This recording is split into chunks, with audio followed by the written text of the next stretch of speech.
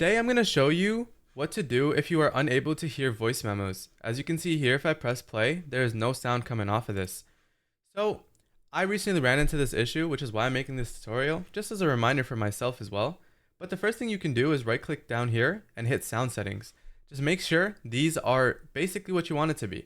If you have anything like SteelSeries, it could switch up anytime you open your PC. So mine is on system and mine is on chat mic. And so usually I like to just open up a YouTube video just to double check if I can actually hear out of my headset.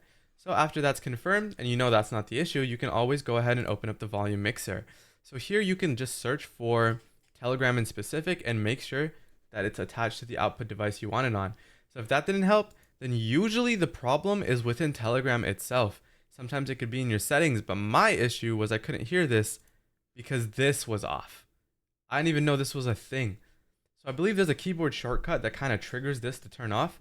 So just keep that in mind. It's as easy as just flipping this on. But with, as you can see, all of a sudden I can start hearing them. Hopefully this helped, and if it did, consider subscribing.